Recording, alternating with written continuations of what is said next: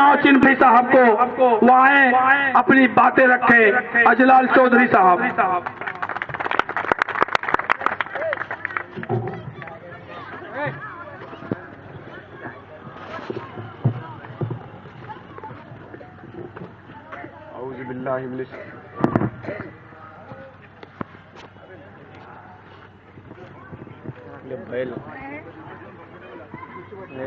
औज़ुबिल्लाहिमिनश्शैतानिर्रजीम बिस्मिल्लाहिर्रहमानिर्रहीम।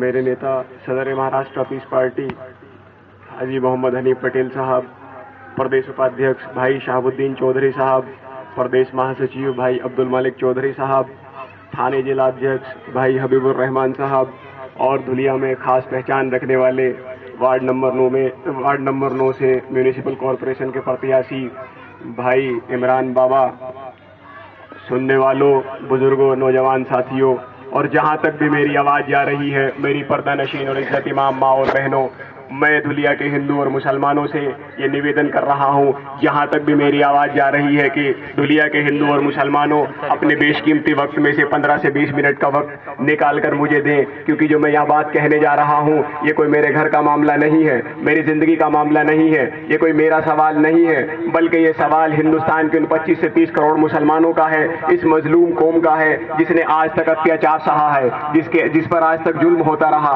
अरे वो डॉक्टर जो कि बुनकर का बेटा था, एक बुनकर का बेटा डॉक्टर मोहम्मद अयूब सर्जन जो कि IAS में सेलेक्ट हुआ, आज दुनिया के अंदर बिजनेस में खास पहचान रखने वाला डॉक्टर मोहम्मद अयूब सर्जन जो कि हाईटेक सिरिंज कंपनी का मालिक है, जो एशिया में दूसरी सबसे बड़ी हाईटेक सिरिंज की कंपनी है। क्या जरूरत पड़ी उसको सियासत में आने की? आखिर ऐसा क्या हुआ कि डॉक्टर मोहम्मद अयूब सर्जन ने बड़हलगंज उत्तर प्रदेश की धरती से पीस पार्टी का गठन किया और पीस पार्टी का गठन करने के बाद वो मुसलमानों के हक की लड़ाई को लड़ने के लिए निकला। अरे मैं तो एक अच्छे खानदान से था, एक अच्छे परिवार से था, उत्तर प्रदेश मेरठ के एक रॉयल फैमिली में पैदा हुआ था और बंबई में पढ़ने के लिए आया था। आज जहां पर छगन भुजबल भाई साहब आपके रहते हैं, उसी बिल्डिंग के अंदर मैं भी रहता हूं। 5वें फ्लोर पर मेरा फ्लैट है, छगन भुजबल नीचे रहते हैं, मैं ऊपर रहता हूं। लेकिन ऐसा क्या हुआ, मुझे नहीं मालूम था कि मुसलमानों की बस्तियां कैसी हैं, मुझे नहीं मालूम था कि मुसलमानों के नौजवानों का दर्द कैसा है, क्योंकि मेरे नाना जी इंदिरा गांधी के बहुत खास हुआ करते थे। मेरे दादाजी जो कि चौधरी चरण सिंह के क्लासमेट हुआ करते थे, क्लास फेलो हुआ करते थे, कच्चे बनियान के दोस्त हुआ करते थे। चौधरी चरण सिंह उस समय में प्रधानमंत्री बने, उत्तर प्रदेश के मुख्यमंत्री बने। लेकिन ऐसा क्या हुआ कि डॉक्टर मोहम्मद अयूब सर्जन ने बड़हलगंज उत्तर प्रदेश की धरती से मुझे आवाज दी कि अजलाल चौधरी उठो, कौमे मिल्लत का दर्द रखते हो, मिल्लत इस्लामिया के लिए कुछ करना चाहते हो, मुसलमानों के हक के लिए लड़ना चाहते हो, तो आओ मेरे साथ, ये एसी फ्लैट छोड़ना पड़ेगा, घर से बाहर निकलना पड़ेगा और मैदान में आना पड़ेगा। मैंने पूछा, डॉक्टर साहब ऐसा क्या हुआ कि मुसलमानों को भी सियासी पार्टी की जरूरत पड़ी? आखिर ऐसा क्या हुआ कि मुसलमानों को भी सियासत में आने की जरूरत पड़ी? जबकि ये जो डेमोक्रेसी है, कहा जाता है कि हमारे उलेमा इकराम बताते हैं कि ये डेमोक्रेसी ये इस्लाम के अंदर एक नापसंदीदा शासन है। मेरे दोस्त, बड़े अजीज दोस्त जो कि आज हाफिज है, मौलवी है, मुफ्ती है, उन्होंने मुझे कहा कि अजलाल चौधरी इस झंझट में मत पड़ो, ये सियासत है और इसके अंदर जाकर आदमी अपना ईमान बेच देता है। मैंने कहा कि हाफिज साहब, मौलवी साहब, मुफ्ती साहब, अजलाल चौधरी एक किसान का बेटा है, उस आदमी का बेटा है जिसने कौम की खिदमत करते हुए अपनी सारी जिंदगी गुजार दी, उस आदमी का पोता है जिसने 35 गांव के अंदर लोगों की खिदमत करते हुए अपनी जिंदगी गुजार दी, कभी ब्लैक नहीं हुए, कभी कोई इलेक्शन नहीं लड़े। अरे कई सौ बीघे की जमींदार हुआ करते थे, एक रॉयल फैमिली से थे, लेकिन सारी जमीन को कौमे मिल्लत की खिदमत के लिए लगा दिया। आज मेरे चाचा सिटिंग विधायक समाजवादी पार्टी से हैं, मुझे बुलाते हैं कि अजलाल चौधरी बेटा आओ, हम तुम्हें MLC बनाएंगे। मैंने कहा नहीं चाचा, सियासत करने की जरूरत नहीं है। अरे कुर्सी का लालच होता तो कांग्रेस में जाता, कुर्सी का लालच होता तो NCP को पकड़ता, क्योंकि जो मैं बोलता हूं तो सब पसंद करते हैं, मैं जब चलता हूं तो सब तालियां बजाते हैं, खड़ा होता हूं तो मीटिंग होती है। अरे मेरे साथ भी लोग चलते हैं। और डेमोक्रेसी में क्या चाहिए? सर तुम्हारे साथ होने चाहिए, सरों की गिनती होनी चाहिए, यही चाहिए डेमोक्रेसी के अंदर। हर पार्टी को ऐसे नौजवानों की जरूरत होती है। RPI वालों ने फोन किया, RPI वाले साहब बोलते हैं कि क्या अजलाल चौधरी ये झंडा उठाए हुए हो, क्या पागल हो गए हो, मुसलमानों की लड़ाई लड़ने निकले हो? अरे मुसलमान कभी एक प्लेटफॉर्म पर नहीं आएगा, ये मुसलमान कभी इकट्ठा नहीं होगा। मेरे अजीज दोस्त जो कि RPI के राष्ट्रीय उपाध्यक्ष हैं, उन्होंने कहा कि अजलाल बेटा मेरी बात सुनो, अल्लाह के रसूल की हदीस है कि ये हमारे मौलाना साहब बताते हैं कि मुसलमान कभी एक प्लेटफॉर्म पर नहीं आएगा, ये कभी इकट्ठा नहीं होगा, क्योंकि अल्लाह के रसूल मोहम्मद सल्लल्लाहु अलैहि वसल्लम ने 3 दुआएं इस कौम के लिए की और उनमें से एक दुआ इत्तेफाक की थी। लेकिन आज हमारे बहुत से उलेमा इकराम के अंदर बहस है। उलेमा इकराम बताते हैं कि कौम के इत्तेफाक की दुआ कबूल नहीं हुई। अगर मेरी आवाज किसी उलेमा इकराम तक जा रही है, किसी मुफ्ती तक जा रही है, हमारे भाई किसी मौलवी साहब तक जा रही है, तो वो बताएं क्या ऐसा है? अरे बहुत सी हदीसों का मफहूम है, मैंने पढ़ा है कि मुसलमानों के अंदर इत्तेफाक होगा। अल्लाह तबारक व तआला ने वादा किया था कि मुसलमानों अगर तुम दीन की निस्बत पर आ जाओगे, अपनी शफों को मजबूत करोगे, मस्जिदों को आबाद करोगे, अपनी शफों के अंदर इत्तेहाद पैदा करोगे, तो मैं तुम्हारे दिलों को जोड़ दूंगा। लेकिन फिर भी क्या हुआ कि अल्लाह तबारक व तआला कुरान करीम के अंदर जिन लोगों के लिए फरमाता है कि तुम ही जमीन के बादशाह हो और तुम ही बनाकर उतारे गए हो, तो क्या हुआ उन लोगों को सियासत में आने की जरूरत पड़ी? अरे डॉक्टर मोहम्मद अयूब सरजल की आवाज पर मैं घर से निकला और मैंने मिल्लत इस्लामिया के इतिहास को पढ़ना शुरू किया। मैंने पाया कि माजी की तारीख को सिर्फ पढ़ने से कुछ नहीं होता, बल्कि सबक सीखना पड़ता है। अरे वो इंसान जो अपने माजी को भूल जाए, अपने माजी की अजमत को भूल जाए, अपने माजी की नाकामी और शिकस्त को भूल जाए, उस इंसान का मुस्तकबिल हमेशा तारीख में होता है। और जो इंसान अपने माजी को ना भूले, अपने माजी की अजमत को ना भूले, अपने माजी की नाकामी और शिकस्त को ना भूले, उस इंसान का मुस्तकबिल कभी तारीख नहीं हो सकता। दुनिया के मुसलमानों, जरा याद करो, अपने गुजरे हुए कल को याद करो, अपने माजी को याद करो, अपने माजी में हुए नरसंहार को याद करो। अरे उन माँ और बहनों की लुटी हुई इस्मत को याद करो, उनकी आबरू को याद करो, बेवा हुई हमारी माँ और बहनों को याद करो, यतीम हुए बच्चों को याद करो, उजाड़े हुए घरों को याद करो, पुलिस वालों की उन जलती बेबाक गोलियों को याद करो, जलते दुनिया को याद करो। अरे अपने माजी को याद करो और अपने मुस्तकबिल को संवारने की फिक्र करो, अपने बच्चों के मुस्तकबिल को संवारने की फिक्र करो, इस हिंदुस्तान के मुस्तकबिल को बनाने की फिक्र करो। अरे आज आजादी को 67 साल हो गए, 67 साल हो गए इस मुल्क को आजाद हो गए, लेकिन 67 साल की आजादी की तारीख में, आजादी की तारीख से लेकर आज की तारीख तक इस मुल्क के अंदर सबसे ज्यादा पिछड़ा हुआ, सबसे ज्यादा बेकार, सबसे पसमानदा, सबसे कमजोर, माशी तौर पर कमजोर, तालीमी तौर पर कमजोर, रोजगार में सबसे पीछे, बेरोजगारी में सबसे आगे और बीमारियों में मुब्तला और सेहत के मैदान में सबसे पीछे अगर कोई है तो वो मुसलमान है। अरे ये मैं नहीं कह रहा हूं, ये मेरी बात नहीं है। इंदिरा गांधी के जमाने में गोपाल सिंह कमीशन बना, गोपाल सिंह कमीशन की रिपोर्ट आई, क्या हुआ? गोपाल सिंह कमीशन की रिपोर्ट ने क्या बताया? गोपाल सिंह कमीशन की रिपोर्ट ने बताया कि हिंदुस्तान के अंदर जो सबसे गंदी बस्तियां हैं वो बस्तियां किसकी हैं? तो मुसलमानों की बस्तियां हैं। जिन बस्तियों में पानी नहीं है, जहां बच्चे नंगे घूम रहे हैं, जिन बस्तियों में तबाही और बर्बादी का आलम है, जिन बस्तियों के अंदर बच्चों के पढ़ने के लिए बिजली नहीं है, जो बस्तियां तारीकी में डूबी हुई है, वो बस्तियां मुसलमानों की बस्तियां हैं। अरे तारीकी में डूबा हुआ इस मुल्क के अंदर अगर किसी का मुस्तकबिल है तो वो हिंदुस्तान का मुसलमान है। ये मेरे नहीं, गोपाल सिंह कमीशन के अल्फाज है। तो मेरा सवाल है, क्या इंदिरा गांधी से लेकर आज सोनिया गांधी तक क्या सरकारी मुसलमानों ने हमारे इस अंधेरे को उजाले में तब्दील करने की कोशिश की? क्या हमारे बच्चों के लिए कोई शिक्षण संस्थान बनाए? क्या हमारे माशी मसाइल को हल किया? क्या हमारे तालीम के मसाइल को हल किया?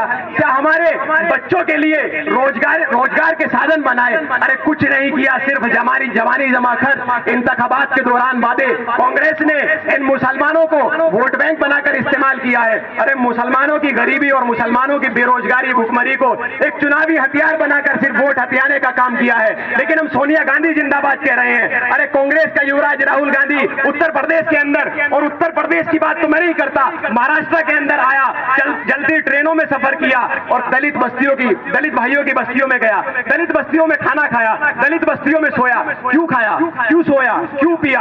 अरे मुसलमानों बताओ, क्या कांग्रेस के युवराज को मुसलमानों की ये तारीकी में डूबी हुई बस्तियां नजर नहीं आई? क्या सबसे गंदी बस्तियां मुसलमानों की नजर नहीं आई? क्या कांग्रेस के युवराज को तारीकी में डूबा हुआ ये मुसलमान नजर नहीं आया? अरे चुनाव आता है तो खूबसूरत मुसलमान नजर आता है, लेकिन जब दौरा करता है राहुल गांधी तो उसको मुसलमानों की परेशानियां नजर नहीं आती। इसलिए नहीं आती क्योंकि सरकारी मुसलमानों के पास इसका जवाब नहीं है। सोनिया गांधी जिंदाबाद करने से कोई फुर्सत नहीं है। अरे नसीम भाई को किसी खान और पठान भाई को सिर्फ उम्मीदवार बनाकर उतारने का कोई उतारने से फुर्सत नहीं है, क्योंकि वो आते हैं, वोट ले जाते हैं और सोनिया जी की गोद में डाल देते हैं। और जब ये कॉर्पोरेशन में चले जाते हैं, रुकने बल्दिया बन जाते हैं, असेंबली के अंदर बैठ जाते हैं, पार्लियामेंट के अंदर बैठ जाते हैं, तो इनके हाथ और पैर कमर से बांध दिए जाते हैं और ये मुसलमानों के लिए कुछ नहीं कर सकते।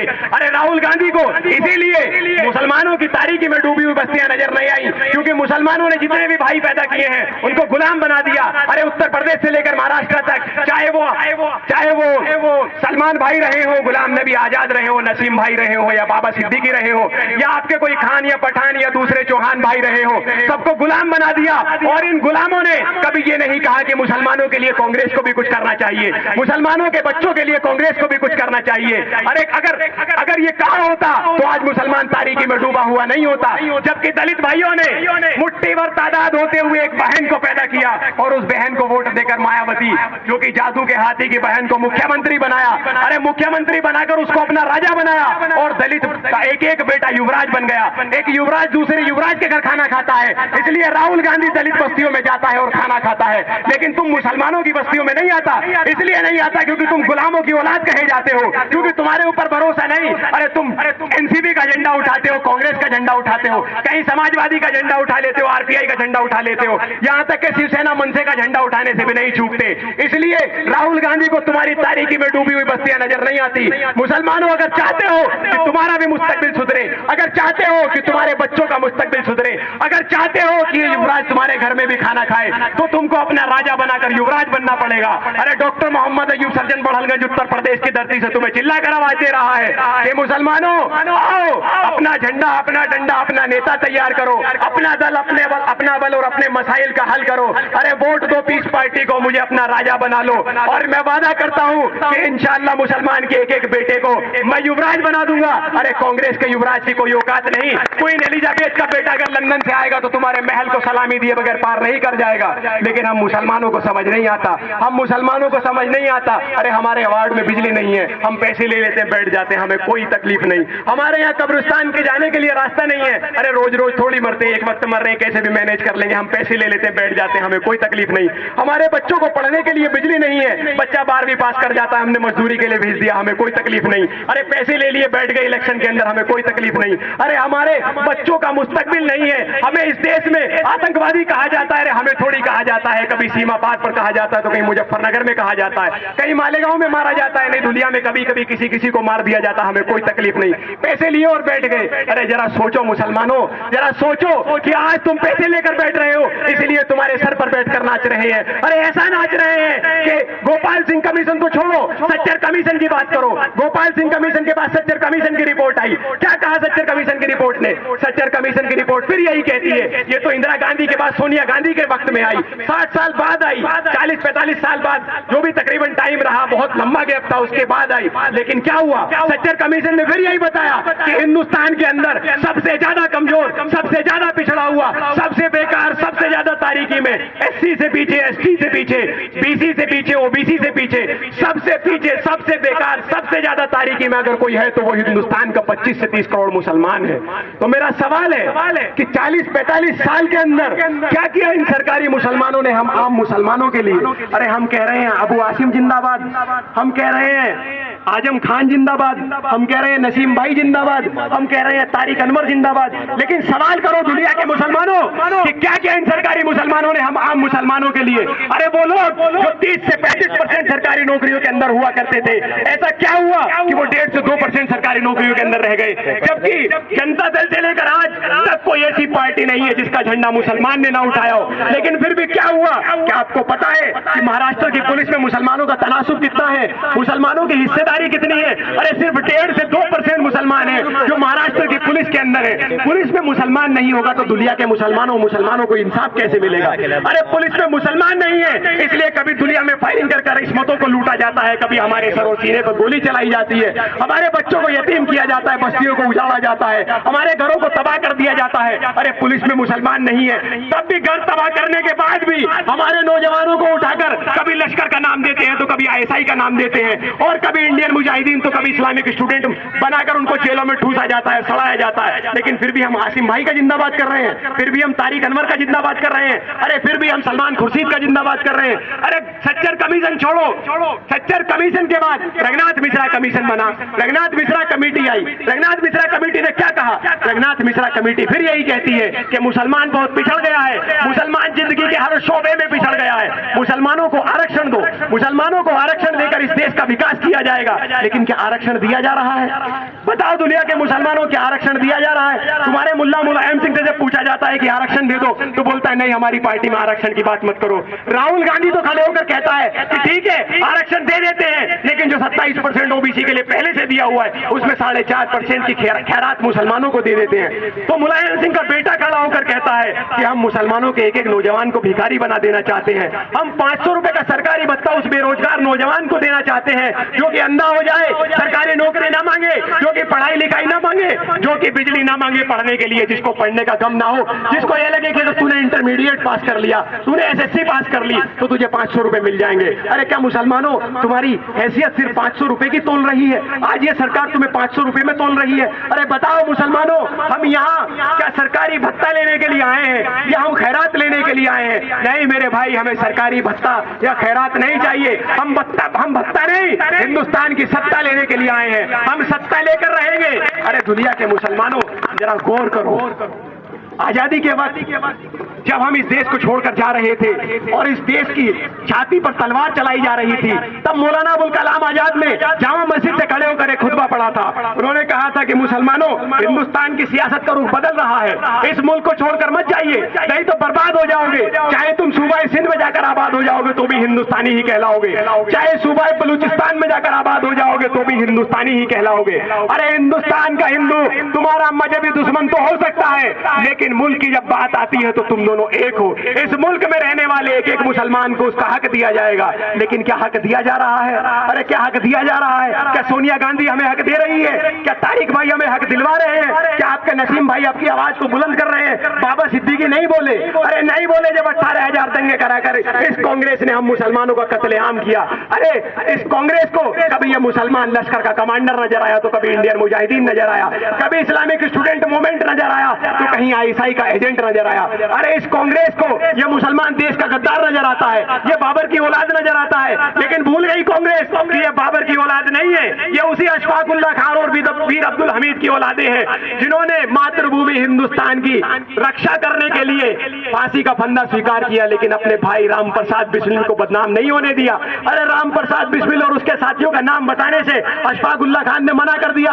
अरे फांसी पर चढ़ा दिया अंग्रेजों ने, लेकिन झूलते झूलते फांसी पर यह कहा कि कर चले हम फिदा, जानो तन साथियों अब तुम्हारे हवाले वतन साथियों। लेकिन क्या पता था कि सोनिया गांधी इसे किधर ले जाएगी? अरे क्यों नहीं ले जाएगी? क्योंकि अंग्रेजों की बेटी है, इटली से आई है, आज भी इटली का पासपोर्ट उसके पास है और इटली का संविधान कहता है कि कोई भी हिंदुस्तानी इटली का प्रधानमंत्री नहीं बन सकता। लेकिन कैसे सोनिया गांधी दावा करती है, कैसे सोनिया गांधी दावा करती है कि मैं प्रधानमंत्री बन जाऊंगी, कैसे सोनिया गांधी दावा करती है कि मेरा बेटा प्रधानमंत्री बन जाएगा, जबकि हिंदुस्तान का कानून कहता है, हिंदुस्तान का संविधान कहता है कि वो लोग जो इटली में जाकर प्रधानमंत्री नहीं बन सकते, अगर उन हिंदुस्तानियों के साथ इटली में ऐसा सुलूक किया जाता है तो वैसा ही सुलूक इटली के लोगों के साथ हिंदुस्तान में किया जाएगा। और राहुल गांधी के पास आज भी इटली का पासपोर्ट है। जाओ पूछो आजम खान से, अरे जाओ पूछो अपने गुलाम नबी आजाद से, जाओ पूछो सलमान खुर्शीद से। अगर सलमान खुर्शीद इस बात से इंकार कर दे तो अजलाल चौधरी राजनीति छोड़ देगा। अरे दावा करके जाता है दुनिया की सरजमीन पर, अगर कोई कांग्रेसी मुसलमान, कोई सरकारी मुसलमान मेरी आवाज सुन रहा हो, मेरा भाई हो, चाहे कोई बाबा सिद्दीकी हो या कोई मेरे भाई खान हो, चौहान हो, चौधरी हो, पठान हो, कोई अगर मेरी आवाज सुन रहा है तो सवाल करो कांग्रेस से कि क्या राहुल गांधी के पास इटली का पासपोर्ट नहीं है? अरे क्या बेच देना चाहते हो? क्या दोबारा इस देश को तोड़ देना चाहते हो? अरे यही हुआ हिंदुस्तान का। यह मुसलमान चाहे शिया रहा हो, सुन्नी रहा हो, देवबंदी रहा हो, बरेलवी रहा हो, अरे दुनिया में मारा गया, मालेगांव में मारा गया, बम्बई में मारा गया, हैदराबाद में मारा गया, मेरठ में मारा गया, मल्याना में मारा गया, मुजफ्फरनगर में मारा गया, अरे गोपालगढ़ में मारा गया, भागलपुर में मारा गया, जमशेदपुर में मारा गया, लेकिन कोई मुसलमान नहीं बोला। अरे कोई इनके दर्द को पूछने के लिए नहीं गया, किसी ने नहीं पूछा कि लाओ मरहम पट्टी कर दूं। अरे किसी ने नहीं पूछा कि आओ मुसलमानों हम तुम्हारे हमदर्द हैं। कोई सरकारी मुसलमान नहीं बोला। अरे आजम खान नहीं आए, ना अबू आसिम आजमी आए,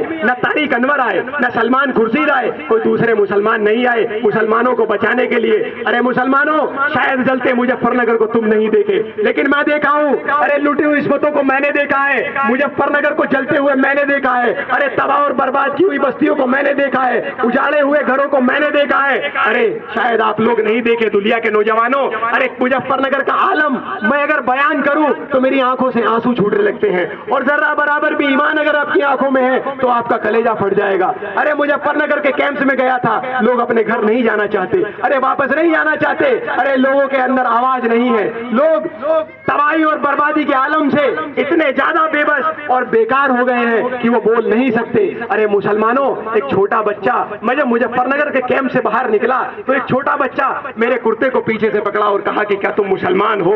मैंने कहा हाँ बेटा मैं मुसलमान हूँ। अरे मेरे गले से लिपट कर रोने लगा और कहा कि हमने तो आसिम भाई का जिंदाबाद किया था, हमने तो आजम खान का जिंदाबाद किया था, हमने तो मोहम्मद अब्बास का जिंदाबाद किया था, हमने तो रफीक अंसारी का जिंदाबाद किया था, और सुना है कि नगर विकास मंत्रालय आजम खान जी के पास है। अरे सुना है कि श्रम विभाग मोहम्मद अब्बास के पास है। अरे सुना है कि आसिम भाई तो बहुत बड़ी तोप है, समाजवादी के बड़े कद्दावर नेता है, लेकिन हमारे हालात को पूछने के लिए कोई आसिम भाई, आजम भाई या मोहम्मद अब्बास नहीं आया। अरे तुम पहले मुसलमान हो जो आकर हमारी इस हालत को पूछ रहे हो। अरे हमारा सारा घर बर्बाद हो गया, अरे मेरे बाप को मार दिया गया, मेरी माँ को मार दिया गया, हमारे घर को उजाड़ दिया गया, लेकिन कोई मुसलमान हमें बचाने के लिए नहीं आया, कोई सरकारी मुसलमान बचाने के लिए नहीं आया। लेकिन फिर भी हम कह रहे हैं कि सोनिया गांधी जिंदाबाद, हम कह रहे हैं मुलायम सिंह यादव जिंदाबाद। अरे मुसलमानों, जरा गौर करो कि क्या हुआ मौलाना तारिक के साथ, क्या हुआ मौलाना खालिद मुजाहिद के साथ। अरे मौलाना खालिद मुजाहिद को पुलिस कस्टडी के अंदर मार दिया गया, लेकिन आजम भाई को नजर नहीं आया। अरे आसिम भाई को नजर नहीं आया, नहीं बोले आजम खान, नहीं बोले आसिम भाई। अरे क्या हुआ मालेगांव के अंदर, क्या हुआ मालेगांव का धमाका हुआ, ये तो आप लोग, आपने शायद अखबार में पढ़ा होगा। उसमें कौन थे जिम्मेदार? आर्मी के अफसर और एक साध्वी प्रज्ञा ठाकुर। अरे साध्वी प्रज्ञा ठाकुर को जब अदालत में पेश किया गया तो उनके ऊपर जूता नहीं बरसाया गया, उनके साथ वो सलूक नहीं हुआ जो मौलाना तारिक के साथ हुआ था। इसलिए नहीं हुआ क्योंकि आसिम भाई के पास जवाब नहीं है, तारिक अनवर के पास जवाब नहीं है, अरे शरद पवार जी के पास जवाब नहीं है, अरे तुम्हारे चौहान के पास इसका जवाब नहीं है, नहीं देगा कोई जवाब। जवाब सुनना चाहते हो तो सुनो मुसलमानों, जवाब मैं देता हूं। अरे साध्वी प्रज्ञा ठाकुर पर जूता इसलिए नहीं बरसाया गया क्योंकि उसका नेता बंबई की धरती पर मौजूद था। बाला साहब ठाकरे ने मुखपत्र सामना के अंदर लिखकर मातोश्री से दहाड़ कर आवाज दी कि खबरदार अगर किसी ने मेरी बेटी को हाथ लगाया, साध्वी प्रज्ञा ठाकुर का मुकदमा मैं लड़ूंगा। लेकिन कोई मुसलमान नहीं बोला। अरे ऐवान असेंबली महाराष्ट्र के अंदर मौजूद कोई मुसलमान नहीं बोला कि मैं मौलाना तारिक का मुकदमा लड़ूंगा, कोई नहीं बोला कि मैं मौलाना खालिद मुजाहिद का मुकदमा लड़ूंगा, अरे कोई नहीं बोला कि मैं एहसान जाफरी का मुकदमा लड़ूंगा और एहसान जाफरी की बीवी जकिया जाफरी को इंसाफ दिलाऊंगा, जिसको नरेंद्र मोदी के लोगों ने 70 साथियों सहित जिंदा घर में जला दिया। लेकिन सोनिया गांधी को फोन किया तो हाय हेलो करती है, अरे हाल पूछती है हमारी मैडम सोनिया गांधी जी। अरे प्रधानमंत्री पद की उम्मीदवार सोनिया गांधी जी हाय हेलो करती है। और नरेंद्र भाई मोदी जी को फोन किया तो मोदी जी ने कहा तुम्हारी सजा भी यही है। चलो फोन काट दिया गया। आज भी एहसान जाफरी की बीवी जकिया जाफरी सुप्रीम कोर्ट में खड़े होकर इंसाफ मांग रही है। लेकिन क्या हुआ?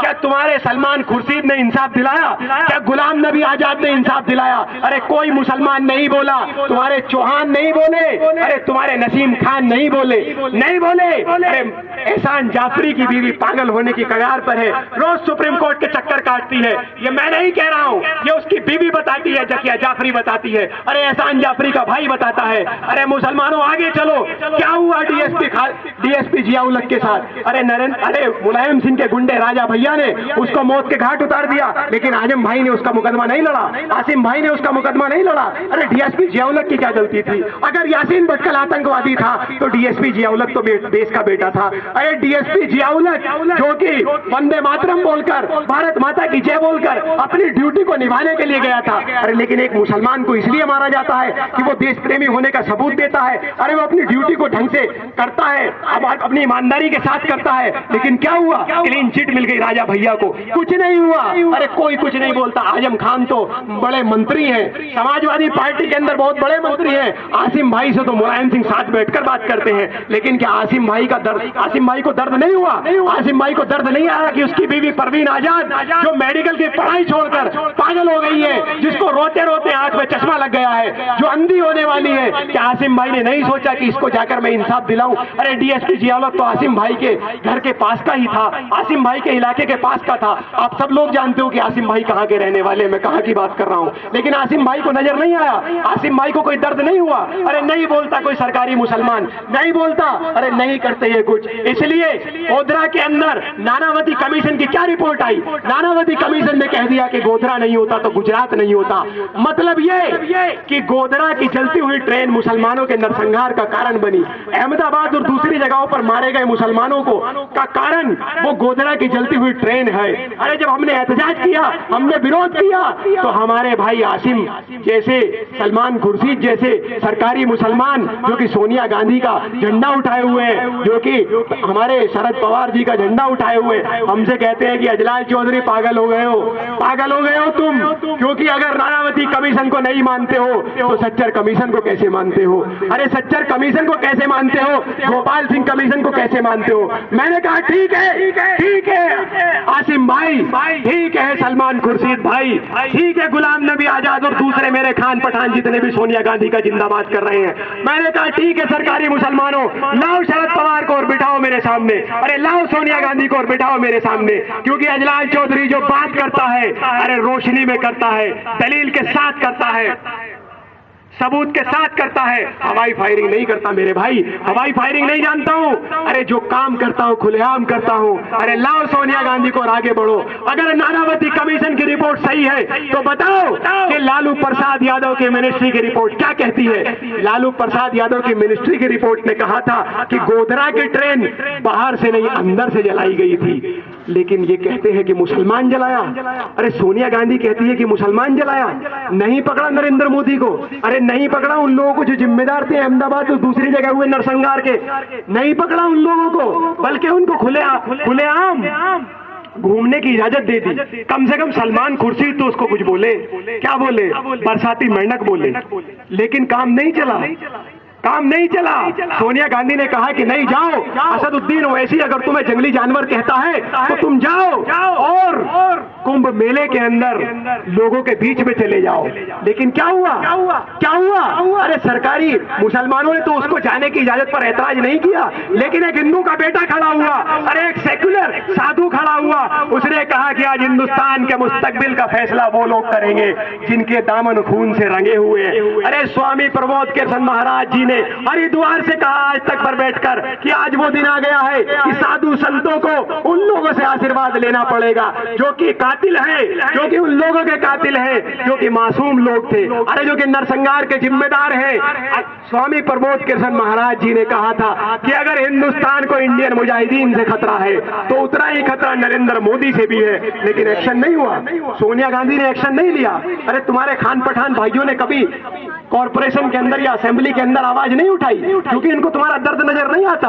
अरे इनको तुम्हारा दर्द नजर नहीं आता, तुम्हारे बच्चों का मुस्तकबिल नजर नहीं आता, अरे कुछ इनको नजर नहीं आता, क्योंकि ये पागल हो गए हैं, ये नशे में डूबे हुए हैं, सत्ता के नशे में डूबे हुए हैं। पीस पार्टी अगर प्रोग्राम करना चाहती है तो परमिशन नहीं देने देते हो। अरे पीस पार्टी अगर सच और हक की लड़ाई को बुलंद करना चाहती है तो तुम हमारे जिलाध्यक्ष को धमकाते हो, अरे डराते हो। अरे मेरे भाई कमजोर मत समझना, क्योंकि इस फील्ड के अंदर क्या हो सकता है और क्या होने वाला है ये सब जानकर हम इस फील्ड के अंदर आए हैं। अरे जब जुल्म सितम बढ़ जाते हैं तो सीने में बगावत पलती है, बारूद सुलगने लगती है, बंदूकें आग उगलती हैं, और यही हुआ जब भटके हुए नौजवान, कुछ भटके हुए नौजवान जिनका के भरोसा सिस्टम के ऊपर से उठ गया है, जिनका के भरोसा सरकार के ऊपर से उठ गया है, जिन्होंने जमहूरियत के रास्ते को छोड़कर दहशत का रास्ता अपना लिया है।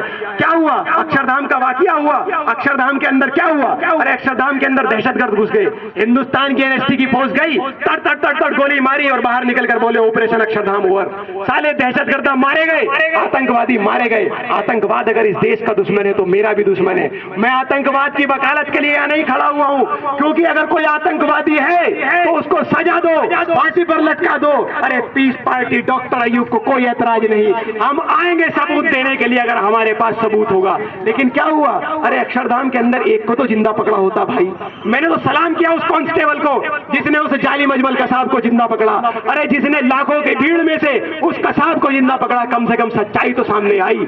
क्या हुआ, लेकिन शिंदे साहब का बयान आया। शिंदे साहब क्या बोलते हैं, शिंदे साहब ने कहा कि जितने भी बच्चे मुसलमानों के बंद हैं इनको रिहा करो और जल्द से जल्द इन पर मुकदमा चलाकर अगर कोई दोषी है तो उसको सजा दो और अगर कोई निर्दोष है तो उसको रिहा करो। अरे मैंने सलाम किया शिंदे साहब को, मैंने कहा शिंदे साहब अगर हेमंत करकरे के बाद किसी ने अपनी मां का दूध पिया है, किसी ने इंसाफ की बात की है तो वो आपने की है। मैंने तो एक लेटर लिखा शिंदे साहब को, सलाम किया। लेकिन क्या हुआ, सोनिया गांधी के चैम्बर में पहुंचे और बाहर निकल कर ऐलान किया कि फास्ट ट्रैक कोर्ट बिठाओ। अरे आपका मुख्यमंत्री और उप मुख्यमंत्री आपस में बात नहीं कर रहे हैं तो क्या करोगे, फास्ट ट्रैक कोर्ट बिठाओगे। मैंने फिर लेटर लिखा, मैंने कहा शिंदे साहब अगर चुनाव आ रहा है, नरेंद्र मोदी सामने आ रहा है तो तुम फिर मंदिर मस्जिद के नाम पर लड़ाना चाहते हो, फिर बोलते हो कि नरेंद्र मोदी खा जाएगा। अरे फिर तुम मुसलमानों को चॉकलेट दिखा रहे हो, अरे फिर चॉकलेट दिखाकर इसको वोट बैंक बनाना चाहते हो। अगर इंसाफ करना चाहती है तुम्हारी सोनिया गांधी तो प्रकाश सिंह बादल की बात मान लो। अरे डीजीपी प्रकाश सिंह ने जो कहा है आजाद करो पुलिस फोर्स को, क्योंकि महाराष्ट्र की पुलिस के अंदर अभी भी सेक्युलर लोग मौजूद हैं। अगर पुलिस फोर्स आजाद होगी, होम मिनिस्टर का कब्जा नहीं होगा तो इंसाफ होगा, दुनिया में फायरिंग नहीं होगी। क्योंकि ये फायरिंग तब होती है जब खाकी वर्दी वालों पर खादी का प्रेशर होता है, जब खादी वाले इनको ब्लैकमेल कर अत्याचार करने पर मजबूर कर देते हैं, तब पुलिस वाले मजबूर होकर गोलियां चलाते हैं, तब इनकी मजबूरी बनती है एक्शन लेने की। लेकिन क्या हुआ, नहीं मानी। अरे सुप्रीम कोर्ट ने तो ऑर्डर किया था कि सारी रियासतों को यह बात माननी चाहिए, लेकिन सोनिया गांधी ने आजाद नहीं किया, अरे पुलिस फोर्स को आजाद नहीं किया। लेकिन शिंदे साहब कहते हैं कि फास्ट ट्रैक कोर्ट बिठाओ, अरे एनआईए के हवाले करो, क्योंकि एनआईए का अपना अलग कोर्ट है। अरे एनआईए के हवाले होंगे तो इंसाफ होगा, लेकिन नहीं किया। अक्षरधाम के अंदर सबको तक गोली मारकर मार दिया, एक को भी जिंदा नहीं पकड़ा। क्यों नहीं पकड़ा, अरे क्या लाखों लोग बंदी थे, क्या 1 लाख लोग यरगमाल थे, नहीं थे। 10,000 थे, नहीं थे। 1,000 थे, नहीं थे। 10 लोग थे, नहीं थे। कोई एक आदमी था, नहीं था। मंदिर खाली हो चुकी थी। अरे मेरे भाई, मैंने पहले भी अपनी तकरीर में कहा है, मंदिर बिल्कुल खाली हो चुकी थी। मंदिर के अंदर कोई श्रद्धालु मौजूद नहीं थे, कोई मूर्ति पूजा करने वाले लोग मौजूद नहीं थे, कोई आम हिंदुस्तानी मौजूद नहीं थे। अरे अक्षरधाम के अंदर सिर्फ दहशतगर्द मौजूद थे, लेकिन इन लोगों ने एक एक को चुन चुन के मार दिया और उन लोगों को वहीं खत्म कर बाहर आ गए और ऑपरेशन अक्षरधाम को खत्म कर दिया। अरे इसलिए मार दिया क्योंकि अक्षरधाम के अंदर जाने वालों में कोई आईएसआई का एजेंट नहीं था, कोई लश्कर का कमांडर नहीं था, कोई हिजबुल मुजाहिदीन का कमांडर नहीं था, कोई इस्लामिक स्टूडेंट मूवमेंट नहीं था, कोई इंडियन मुजाहिदीन नहीं था, बल्कि